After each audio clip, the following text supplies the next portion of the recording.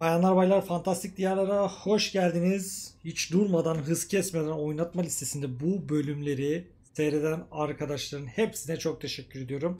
Umarım keyif alıyorsunuzdur. Daha önce izlediniz mi bu oyunu bilmiyorum ama benden izlemekte keyif veriyordur. Hemen sol tarafımıza doğru dönüp dışarı çıkacağız tabii ki öncelikle. Bir önceki bölümün sonunda biliyorsunuz bu kızı Mama'yı, yani Mollingen miydi? O kızı alıp götürmemiz gerekiyor, ölüsünü. Bu nakrolaşmıyor, yani patlamıyor. Yakmamıza gerek olmuyor. O yüzden araştırması üzere başkasına götürüyoruz bunu. Nasıl ya? Niye? Aa, şu an şeyimiz yok. Hiçbir iskelet bir şey yok. Olmaz. Demek ki gittik geldik her şeyimizi kaybettik. Gel bakalım. Biraz az da olsa bir şeyler yapalım. Sakin Sam, sakin. İskeletsiz bir şey taşımak gerçekten zormuş.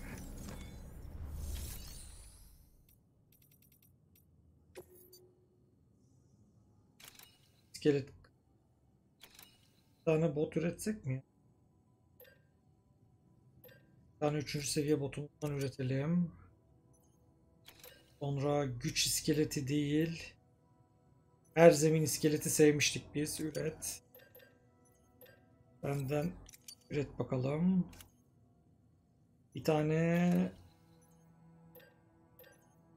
tabanca istiyorum ama bunlardan tüfek istiyorum. Evet. Benden.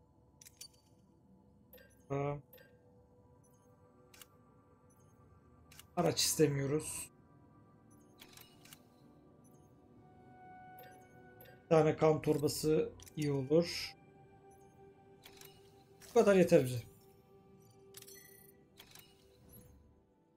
Kan torbasını koluna bir yere at. Ayakkabıları giyin. Geliti kuşan. Eldivenleri tak.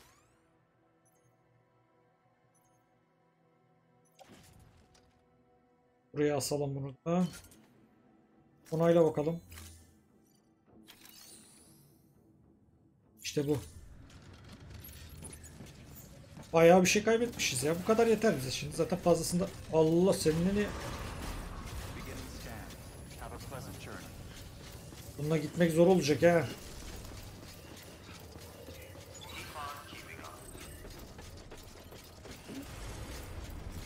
Sakin. Haritaya bak, haritaya.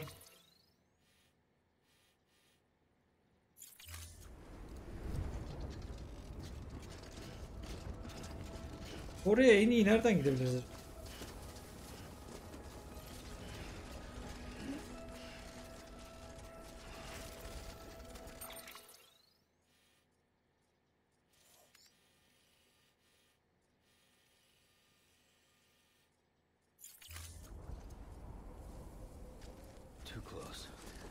Bilemedim ki.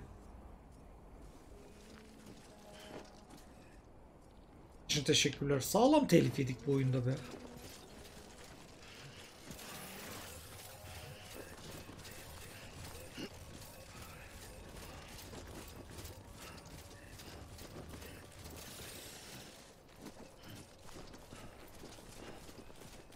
Evet. Ama ile biraz zor gideceğiz. Anlaşıldı. Ama bu kadar düşük o değildi performansımız. Götürdüğümüzde sanki daha iyiydi.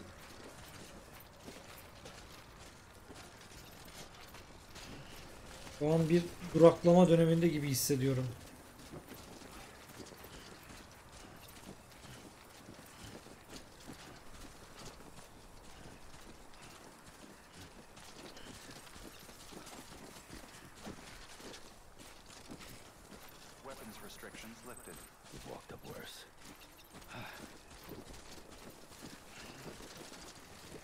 Oradan gidelim ya, hadi gel. Çok yanlış yere gidiyorum ama yani gidebildiğim bir yerden gitmek tercihimdir.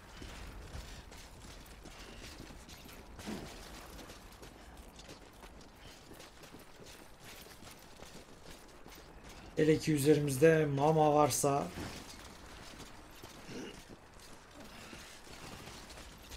Lockney'nin ikiz kardeşi.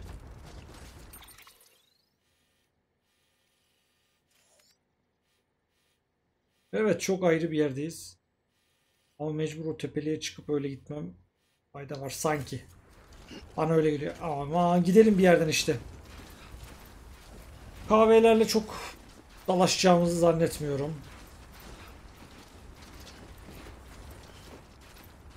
Bir de sanırım herkes, ya bilmiyorum, başkalarını izlemedim tabii ama bölümlerin en heyecan verici kısmını başta gösterip işte sonra bu yürüyüşleri saklıyor falan olabilir. Ya da bunları montajlıyor olabilir. Bilemedim. Biz yapmıyoruz. Umarız keyfiniz yerindedir. Bence daha iyi oluyor. Bu çilemi görmeniz lazım. Şu an yanılmıyorsam 32. bölümdeyiz.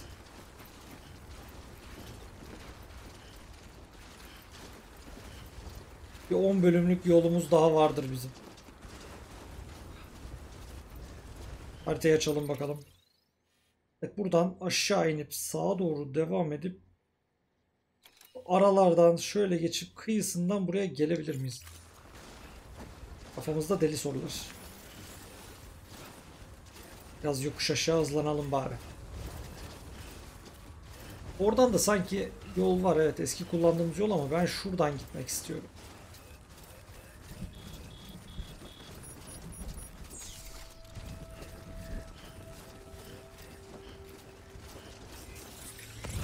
Hiç giden olmamış mı buralardan ya?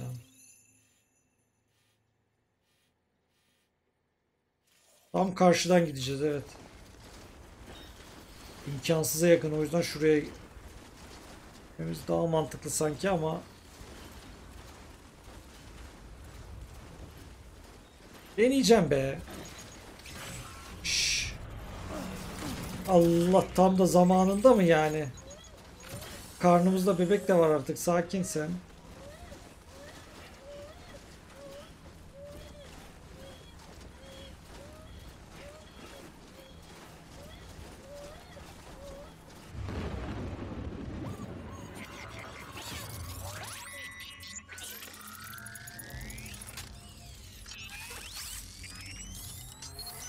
Bunlar için silah almadım ya.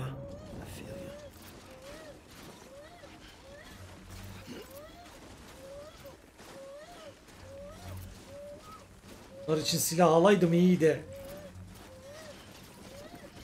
Belli, bizim tam gidiş yerimize koydular.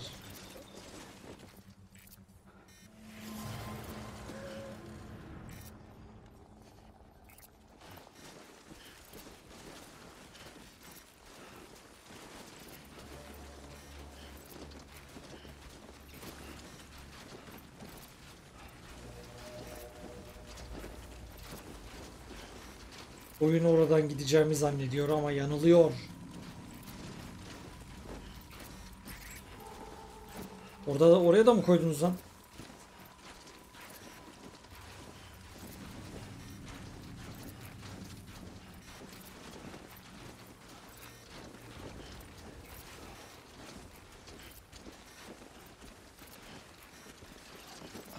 Bunun ardı uçurum mu?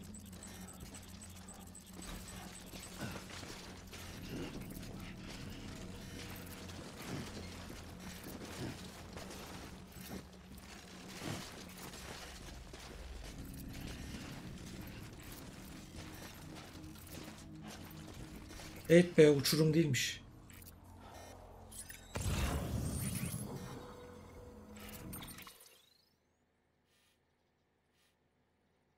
Düz devam edip sağa doğru bir hamle olabilir.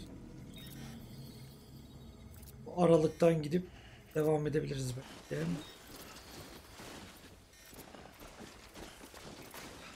Bence mantıklı.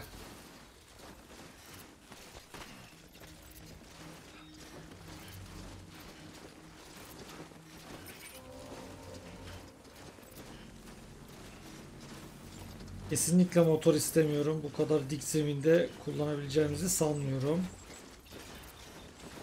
Kullansak tabii daha iyiydi.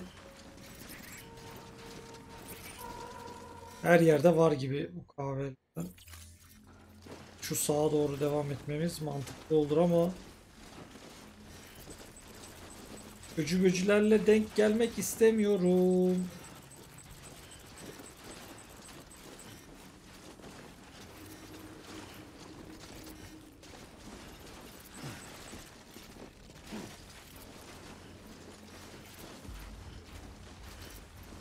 Hey gidin mama hey.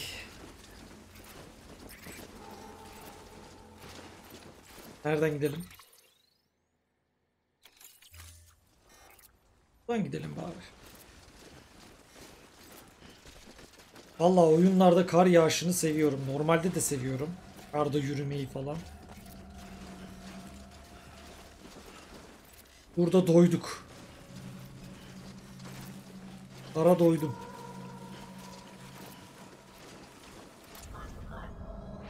Eyvallah. Teşekkürler, rahatladık.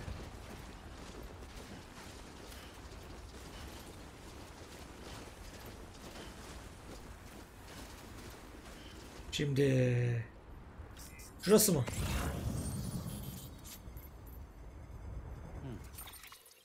Aynen orası.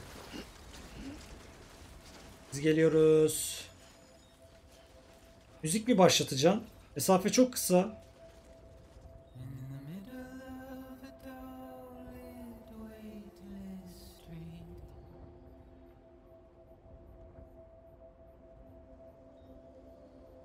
Stands a shadow of a man shaped just like me.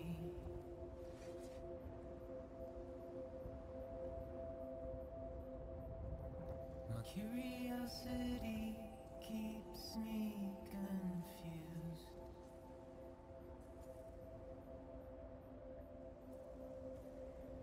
But still I stand here on my own, with nothing left to lose.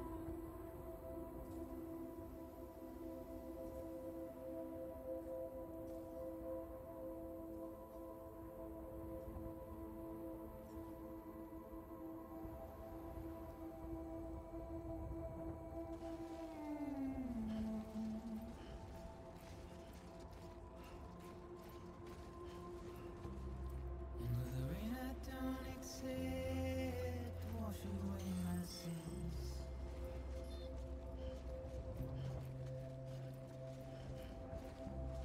Simply trouble my walk home and my spirit.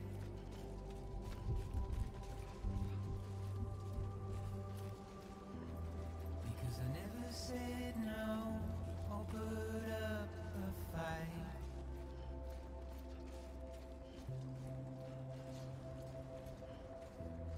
And I'm emotionally impaired. When I look at you,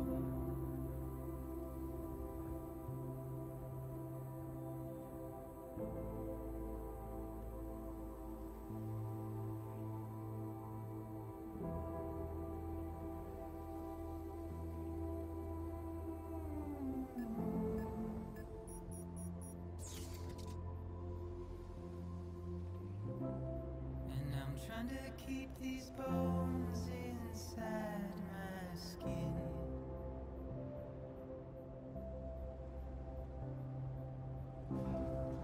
But my body's in the hole my shadow digs.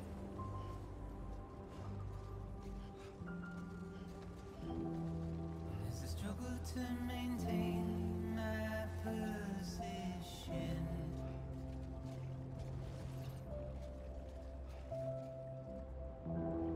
the oil's dried from this heart of rusted tin.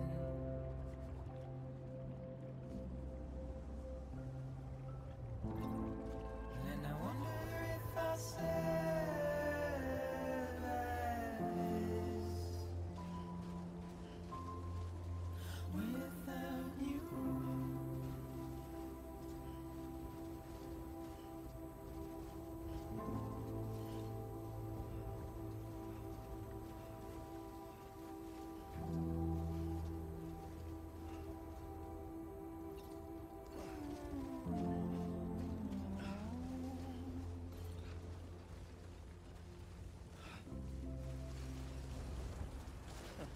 Evet, kalpli gölü de size göstermek istedim.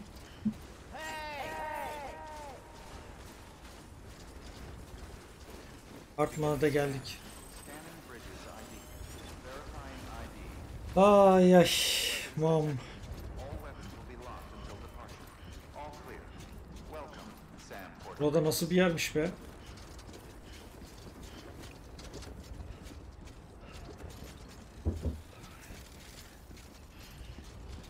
Ya 2 yudum kahve almamıza müsaade etmiyorsun.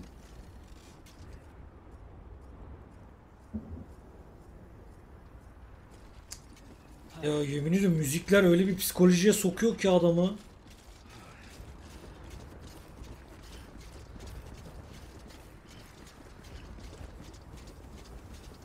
Burada değişik bir yermiş. Sevdim burayı.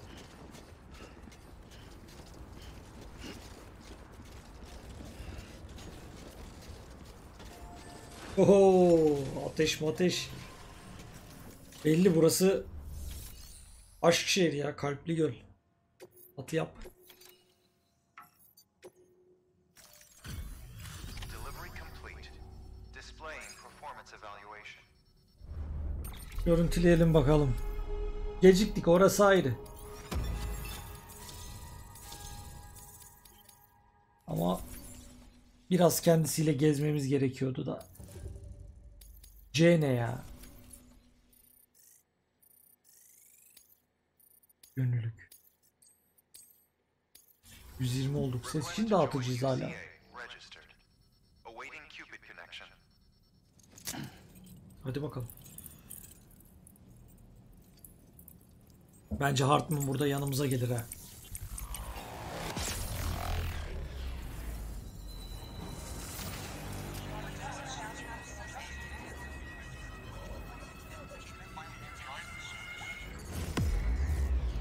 ABC.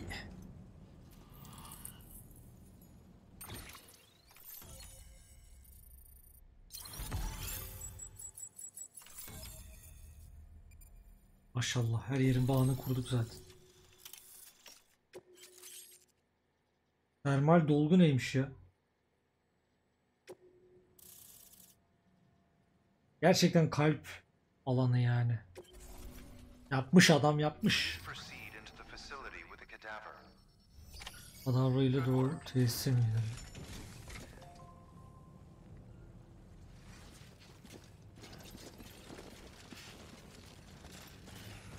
Oğlum bura neresiymiş?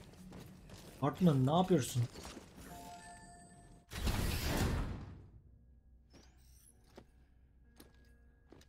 Heh, çok otantik. Üh.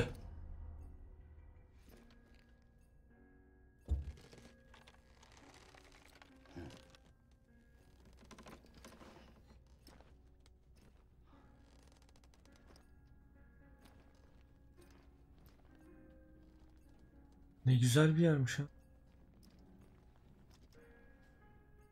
Kadavraları saymaz. Aa, bu yürüyemiyor falan mı? Sadece zihnen mi?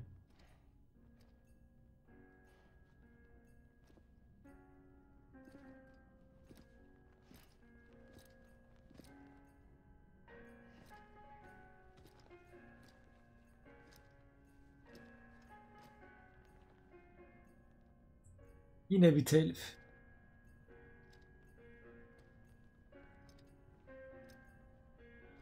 Sağlam telif gelecek.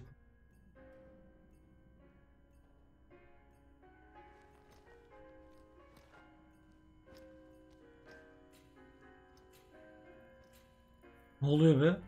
Hartman.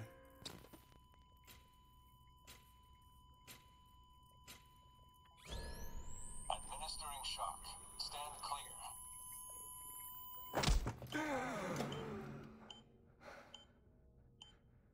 Oha, kendini öldürüyor. Sonra tekrar dirilmeye çalışıyor.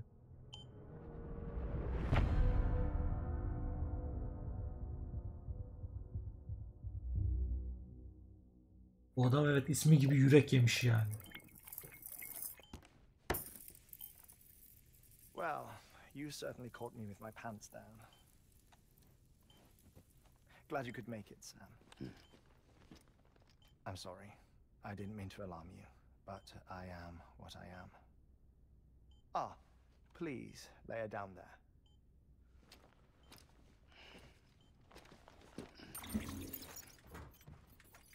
Still no sign of them. Bu teknoloji gelir gelir. Your heart stops. Kısa olmasa bile It gelir. stops every 21 minutes. I spend 3 minutes on the beach and then return. 60 deaths and 60 resurrections per day. 60 opportunities to search the beach for my departed family. This is how I live. This is my life. So, while you've traveled to and from the sea an impressive number of times, my beach count is a little higher.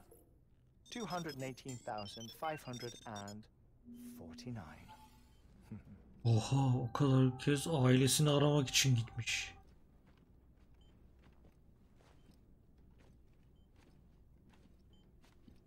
I see myself in that crater. My wife and my child. It's like looking at the shape of my heart. The doctors called it myocardial cordophobia. Mine is an especially unusual case. I have pictures. Care to see Hartman's heart-shaped heart?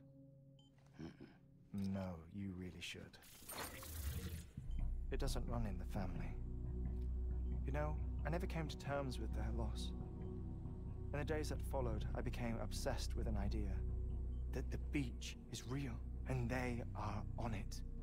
I would induce cardiac arrest, 3 minutes at a time, and search for them, day after day after day. Oh, so you could say goodbye. Quite the opposite. It is said that everyone's beach is different. So what if everyone's afterlife is different too? I find the thought terrifying, spending eternity alone, which is why I decided to find my family and make sure to move on with them. You mean die with them? If death would see us reunited, Adamın kalp şeklinde kalbi var ya. then yes. But the repeated cardiac arrests took their toll on my heart. The muscle gradually deformed. And after a while, they started calling me the beach scientist. Hartman. I'm glad we could have this conversation. Oh. A body that doesn't necrotize. No sign of decomposition. It's as if she were still alive. The perfect mummy. An impeccable corpse.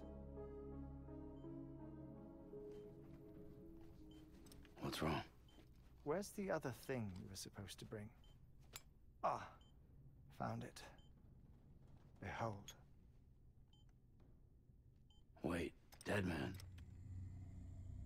It appears to be an umbilical cord. Human by the looks of it, I think. But this was no ordinary conduit between fetus and placenta. It looks more like a BT's tether. And this was Mama's? Yes. A body that doesn't necrotize and an umbilical cord connected to the beach. These are remarkable discoveries, Sam. Enough to set my sore heart racing. Bir kalp de aldık. Cardiac arrest. I apologize if our conversation gets cut short. I must go back to the beach and look for my wife and child. One person, one beach. That's the rule. But I'm the exception. My beach is connected to others, as if it were the beneficiary of a coronary bypass. Maybe this twisted heart of mine made it possible. All I know is that I will find them. Even if my every visit raises new questions, I'll have my answers one day. One day. 3 minutes to cardiac arrest. The battlefields. The endless wars you found yourself trapped in. Why do World War era soldiers wander the beach a century after they fell? Normally the souls of the dead move on. The beach is just a corridor, a place through which they pass on the way to the other side. But if regret, resentment, a fervent desire to remain, if these feelings are powerful enough, they may give rise to an altogether different beach, a collective purgatory for an army of the damned.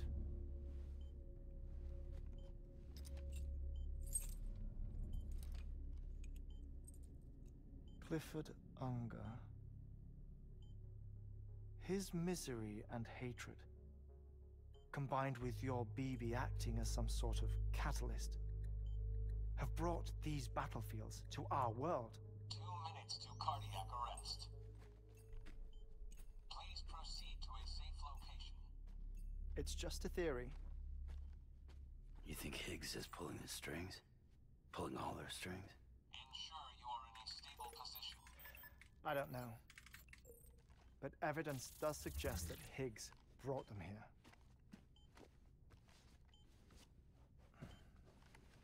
1 minute remaining. Please hold on to something secure. Oh, before I forget, I have a favor to ask. Activating lab security measures. Could you just relax until I come back? Time stops on the beach, but not in the scene. Rest assured, it'll only feel like 3 minutes to you. We'll continue this shortly. 5, 4, 3, 2,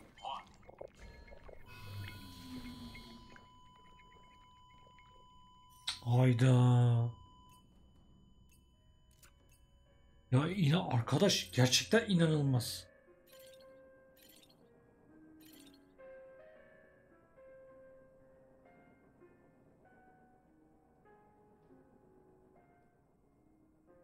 Şu an oyun bize 3 dakika boyunca böylece oturmamızı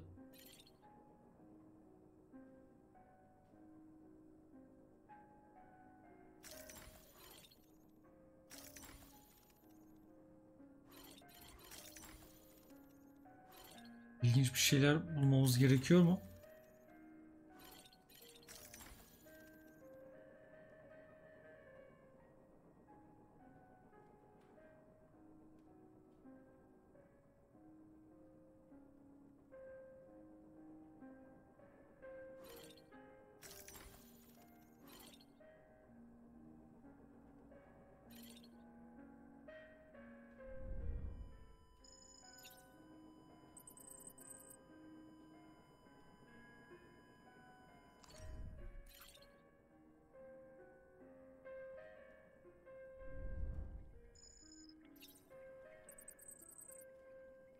Yaşam hakemi.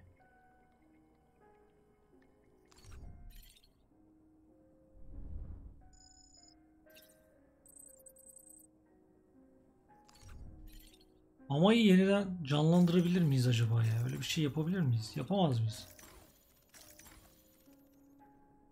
İlginç olur.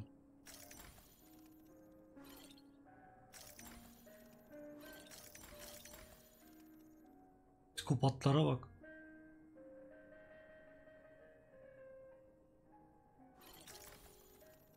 Evet, oyun gerçekten hikayesiyle yani inanılmaz bir boyuta gelmiş. Ben hala şaşkınlığımı gizleyemiyorum galiba.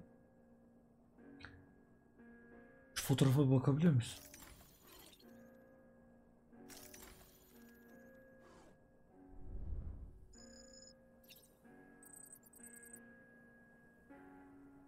Evet, tatlı bir ailesi varmış.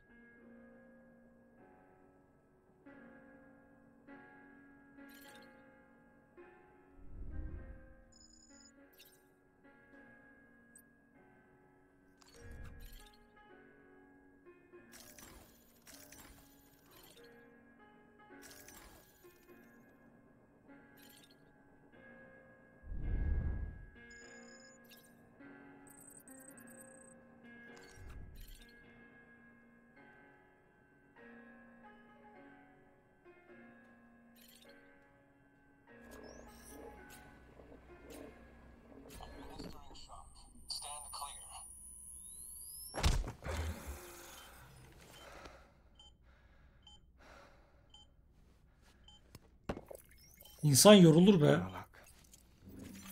Visit 218,550. Oh, sorry. Where were we? I may be used to the 21. Şimdi burada çok kısa bir süre geçiyor. Orada inanılmaz uzun bir süre geçiyor. There's just too much to cover in one go around. Can't be easy living like this. Yes. And no. Now that I'm acclimated to it, it isn't especially onerous. Defecation, pollution, nutrition. Most of life's basic functions fit rather easily into a 21-minute time slot. Sleep is the tricky one. And intercourse, I suppose. Verbal or physical. Not that someone in my position has to worry much about either. Do you read, Sam? Listen to music. Watch films. You know, Oğlum ne yapacağım? Beni saatlerce burada mı tutacaksın? of music, television shows, some very interesting short films, and stories. Everything consumable within a 21-minute window. All from before the Death Stranding, of course. But honestly, the 21 minutes I spend here, all downtime, nothing more. Time spent waiting to go back to the search.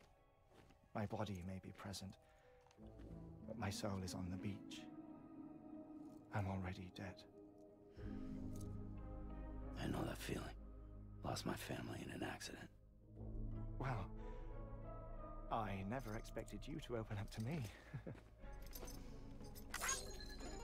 Eyvallah. As it happens, Çok iyi ya. I've read about your circumstances. I lost my family in an accident too.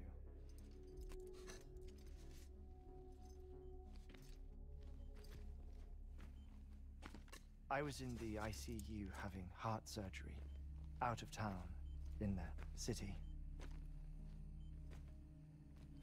When it was clear that I was going to pull through, my wife took my daughter back to the house to collect some things for me. And then they were caught in the void outs. The city and the hospital were spared the worst, but the shockwave knocked out the power Ne oluyor be? and my life support. I woke up on the beach.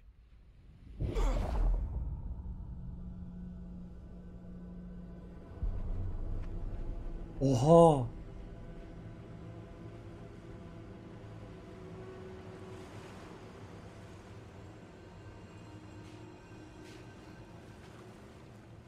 The people who died in the two void outs were there.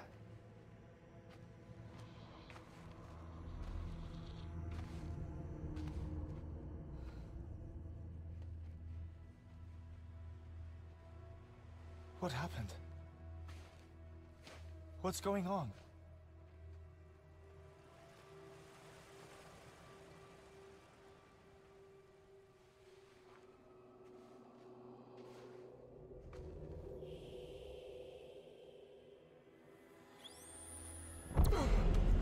Oha.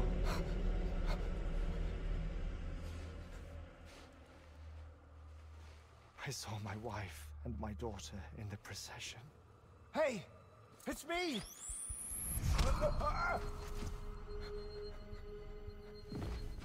Where are you going? Wait! Don't leave without me! No! Don't go! Please, don't go!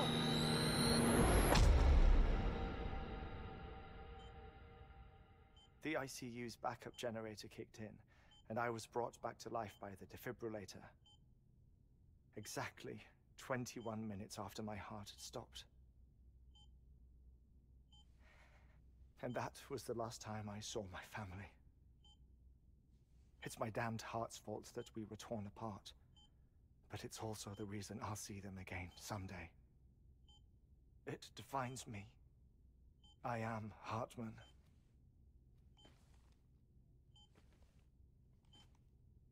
Ever since, I've walked the beaches of others. I follow my family's footsteps for a while, and when I get tired, I return here to continue my research. It's funny though, even when my heart stops, the pain lingers. You have any family photographs, Sam? Pity. 5 minutes to cardiac arrest. You mind telling me what I'm doing here before you go back to the beach? Oh, Alt yazıyı çekti attı götürdü ya. there's a prepper-owned station in this area. Our scientists stationed there are researching material from before the Death Stranding. What kind of material? The Earth has a long memory. It's trying to tell a story, one that goes back to the very beginning, one that not even the Death Stranding could erase. The scientists are all colleagues of mine from the earlier expedition. I'd like you to bring them onto the chiral network. Amelie proposed we establish our research posts along this belt. Despite a worldwide search, this is the only area known to contain fossils from the late Cretaceous period, when the dinosaurs died out. The assumption being that the last ones lived here, and here alone. You see, hiding in the Earth then are memories of a major mass extinction. Clues that could tell us how to survive our predicament. Certainly, that was Amelie's hope as part of the advanced team when she assigned our backup team here.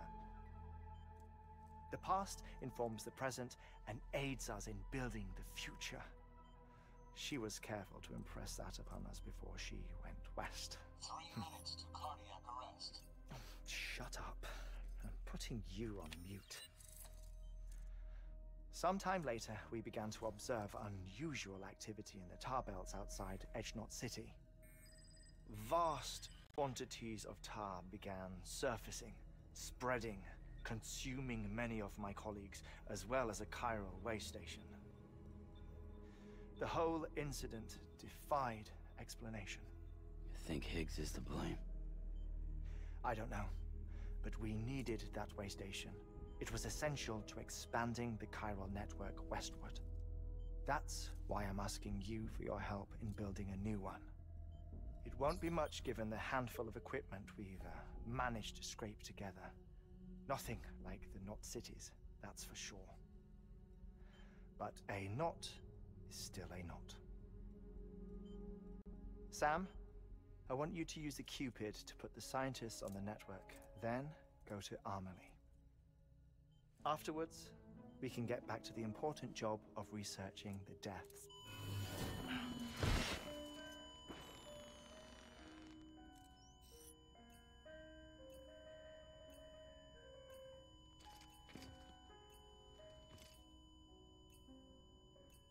Burada bir yere düşerim. The air mat floor absorbs the impact. I'll unlock the door for you. Kafasına gözünü vurmasın diye.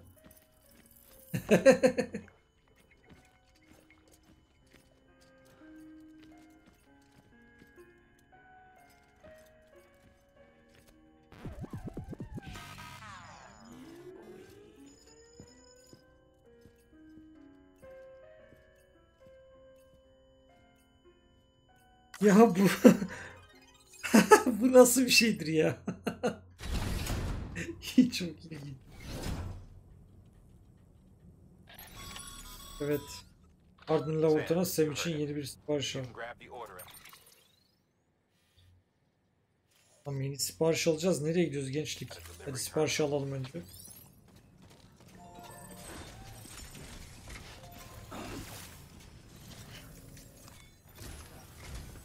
Our ultimate objective in this region is to build a replacement for a way station that was lost to the tar. The first step is to put a shelter with our scientists on the chiral network. Now, we don't know the first thing about Amelie's status or what Higgs is up to. Now, that's a concern for us as much as you. But we won't know more until we get to Edgenot City. And that means connecting this region first.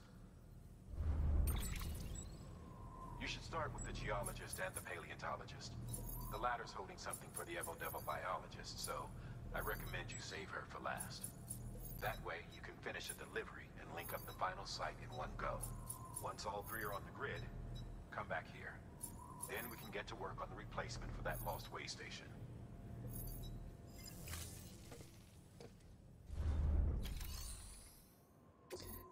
Evet, kayıp ara istasyonunun yerine yenisini koyacağız.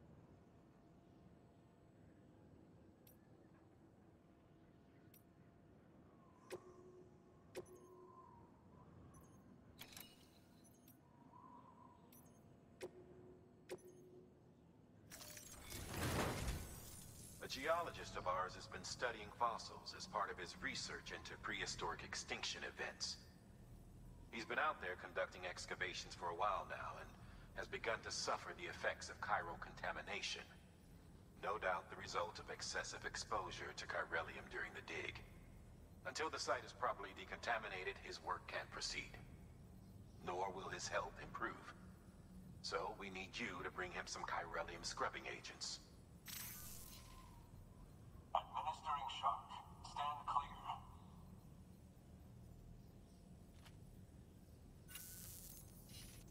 The stratum the team was investigating dates from the end of the Cretaceous period, the time of the infamous mass extinction, which brought the reign of the dinosaurs to a close, leaving small mammals to inherit the Earth. It's the most recent of the Big Five, and one of the largest mass extinctions the world has ever seen. In any event, our team found something truly remarkable. Can you guess what it was? A fossil beach. If that is indeed what it is, then he has made a tremendous discovery. Therefore, Sam, it is essential that you deliver those chiralium scrubbing agents as soon as possible. One more thing, Sam. Ne var For bir? this run, you'll be transporting an antimatter bomb. Bridges' paleontologist working on a dig says he needs it. Apparently, the fossils he wants to study are buried deep beneath tar, and the only way he can get to them is by blowing it wide open. Now, hopefully I don't need to tell you to be extra careful when handling high-yield explosives, but in case I do, make sure you keep that container in one piece, no matter what. Allah bize sabır versin. Thermal pad. Indispensable gear for cold weather operations, especially useful when traversing snow-capped mountains. Yap bir tane.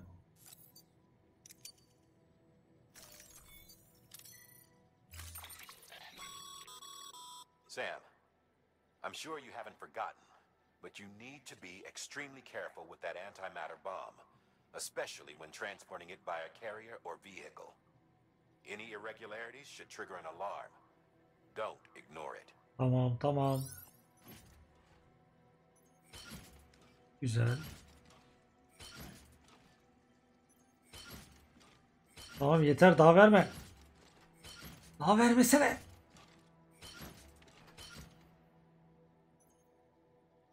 Onayla.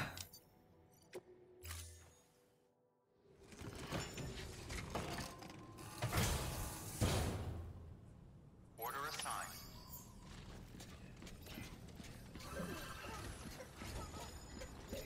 Ve sırasıyla önce şuraya gideceğiz.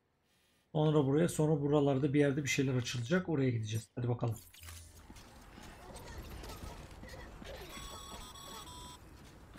Sam, so Hartman told you all about the lake. How the attack that created it changed his life forever. Not only did he lose his family, he very nearly lost himself. For 21 minutes, he was in a state of cardiopulmonary arrest. Under normal circumstances, he would have died. Therapeutic hypothermia saved his life. But the 21 minutes he spent on the other side had a lasting effect on him. Perhaps due to the shock, his Doom's abilities seem to have increased. And now he takes every opportunity to walk the beach in search of his family. Biliyoruz onu. Lakmin sen misin? My apologies, Sam. You came all this way to visit me, yet I neglected to give you a proper farewell. Do be careful out there. As I mentioned before, this region is rich in memories of death. extinction. It should come as no surprise that BTs are sighted here more frequently. Perhaps you recall the models in my lab? Their designs were all based on eyewitness accounts. Though I suppose they must have struck you as strange, considering the many times you've come face to face with the real McCoy.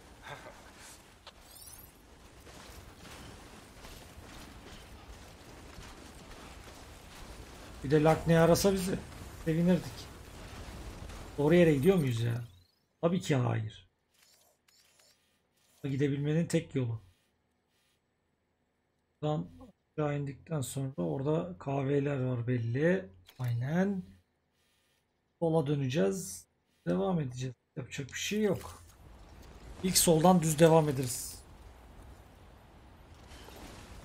Boş ver botları. O botların zaten ömrü gitmişti.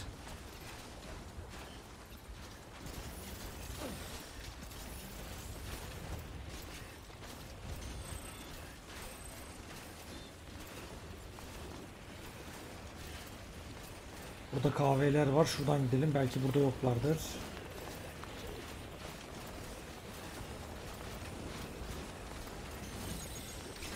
O ne be?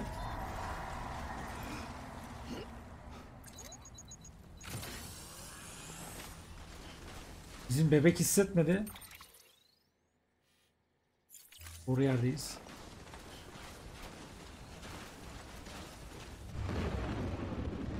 Şimdi hissetti.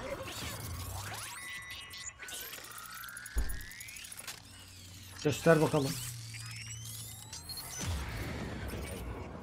to have you back. You made it this far without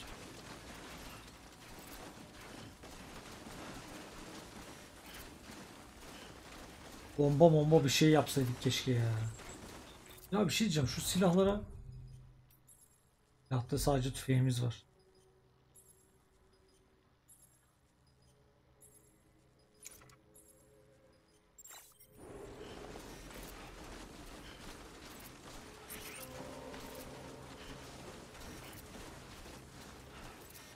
Evet, olabildiğince hızlı şunları halletmemiz lazım.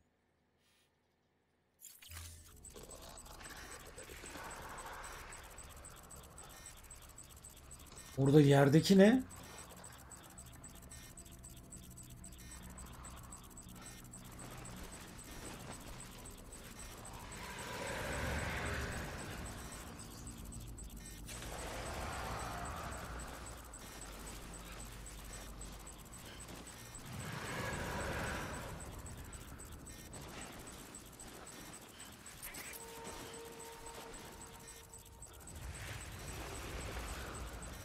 Bunların yok mu hortumları?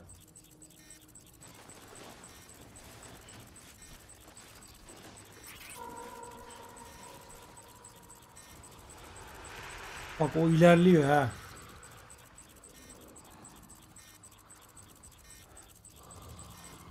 Bu hortumlarını kesemiyor muyuz ya? Yeah,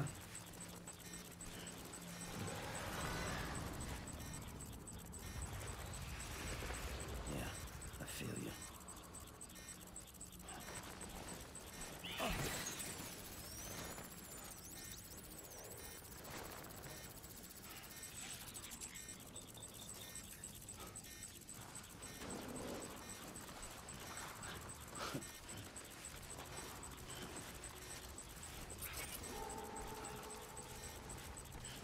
Hani bunların hortumlarını kesebiliyorduk?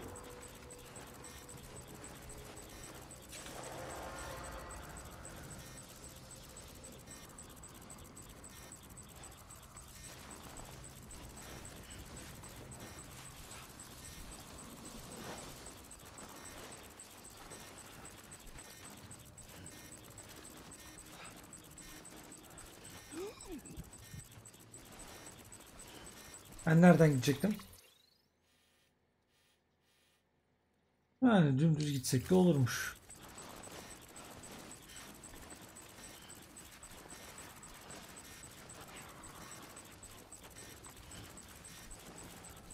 Demek ki o yerde yürüyenler kükrüyormuş. Someone's got cold feet. Aa, şu kordonu kesebiliyoruz herhalde. Gel bakayım.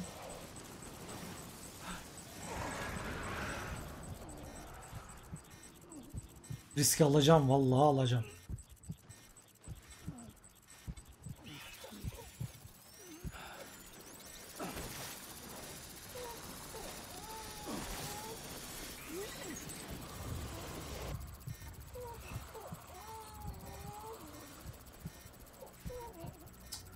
Olmadı. Tamam olmadı. Yapamadık. Vardır onun bir yolu, buluruz ya sonra. Çok aciliyetim var. Yok. Oo, bu bize mi geldi? Ne oldu? Yaklaştı gibi sanki.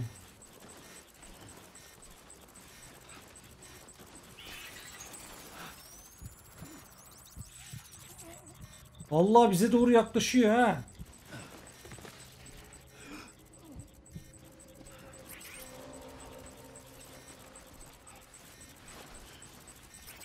Orada varsa şuradan gidelim. Orada da mı var?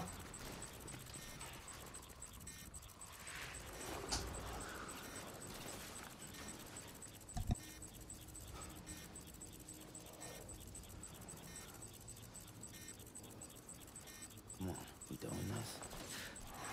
Tamam, şuradaki biraz daha uzak gibi sanki.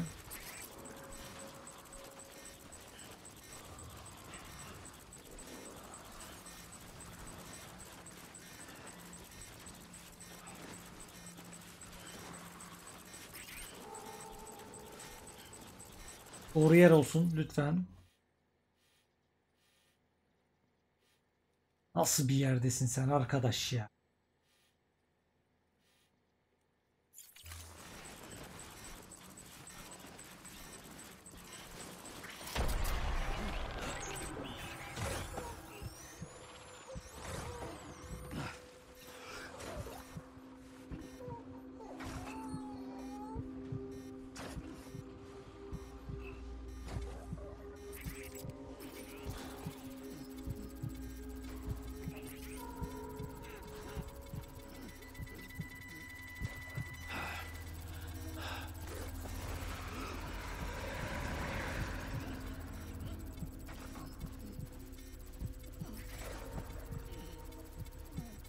Sakin, hadi maviye dön.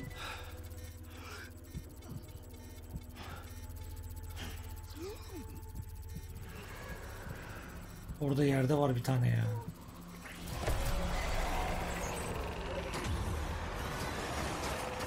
Ya yapma şunu işte ya. İnşallah kurtuluruz.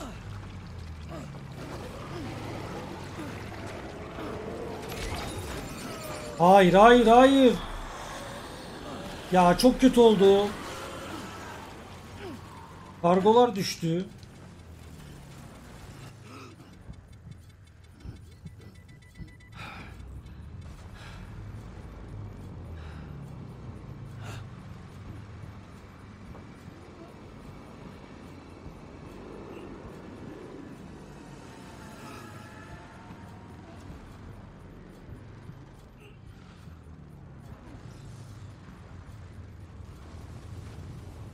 Hadi onları almam lazım benim.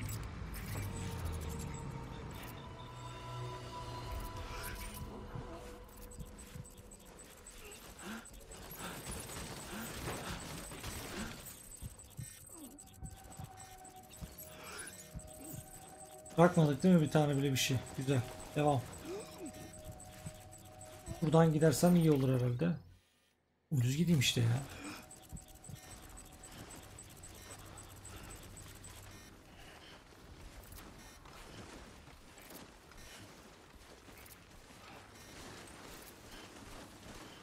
Tamam artık bu kadar yeter. Bu kadar bana da size de yetsin yani.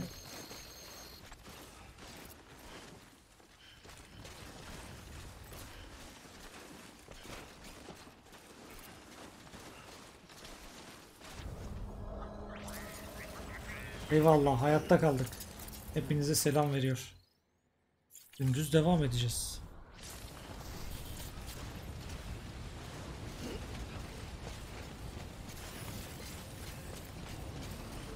Hadi bakalım, fırtınaya doğru gidiyoruz.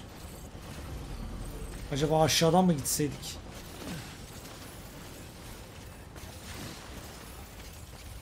Dur. Aşağıdan gitmeye edebiliriz. Bir bakayım.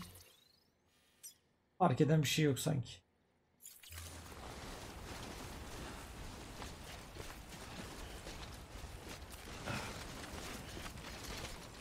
Be, çok uzadı. Sakin.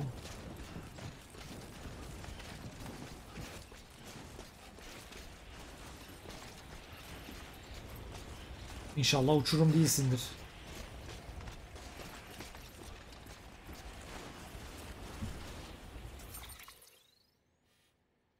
Yani ufak bir uçurumsun ama alt edilmez değilsin gibi.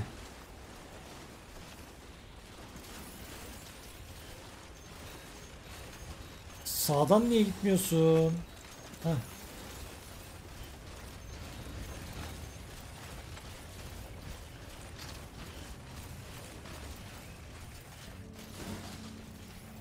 Müzik geldi be, şükür.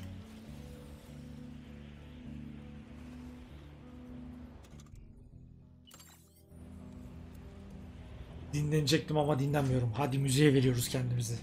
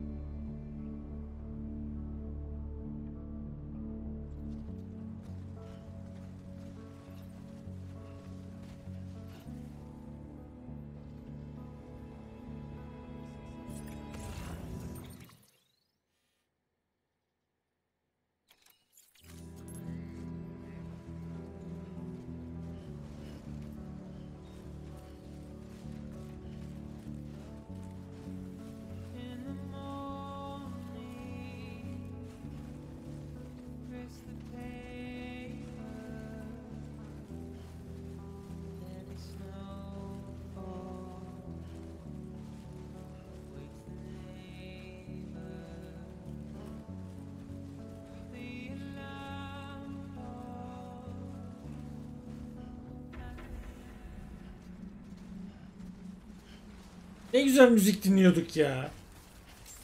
Oldu mu hiç? Oldu mu ya?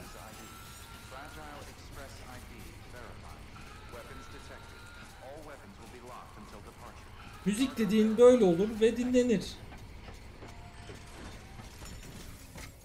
Az hasarlı, kusura bakma. Hasarlandırdınız beni.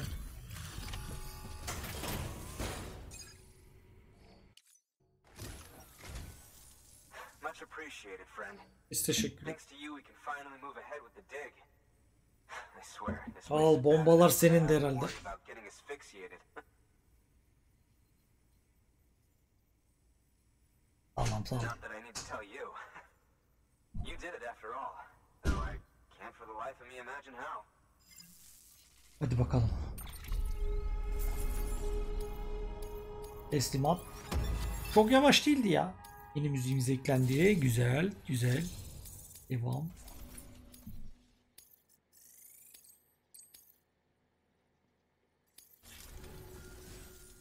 set up the chiral network while I work. Ayarlayalım bakalım.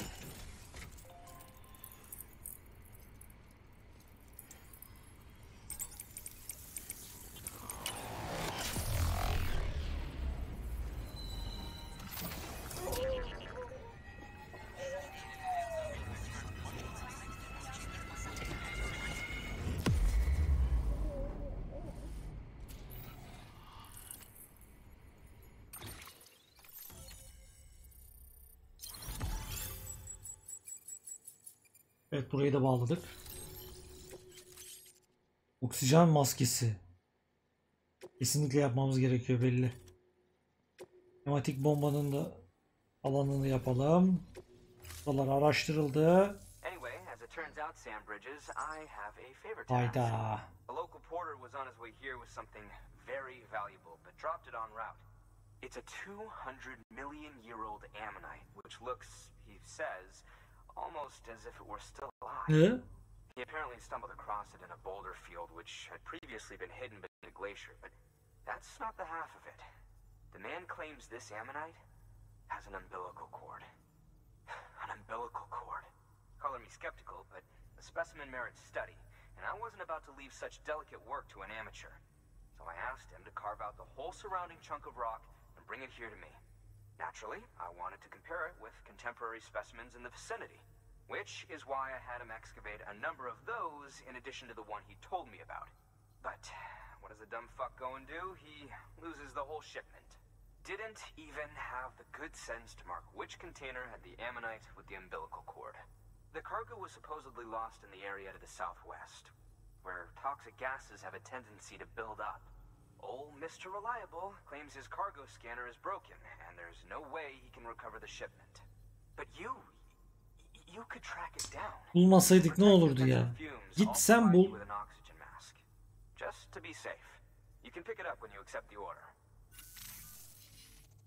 That fossil could represent an epical discovery. Gaza getirme bizi. Examples of viviparous fish. An ammonite with an umbilical cord is unheard of. And if it is indeed 200 million years old, it would also correspond with the end Triassic extinction, another one of the big five. Could the umbilical cord be connected to the beach? We must recover that cargo at all costs. It could provide a vital clue to the mechanisms underpinning the Death Stranding. We're so close, so very, very close to grasping the true nature of the phenomenon. Hurry, Sam. We cannot risk that ammonite being lost. Peki anladık. Yapacağız, onu da yapacağız. Evet arkadaşlar, bu bölümlük bu kadar olsun. Bundan sonraki bölümde görüşmek üzere diyelim. Kendinize çok iyi bakın. Sonraki bölümde görüşürüz. Hoşça kalın. Beğenmeyi unutmayın.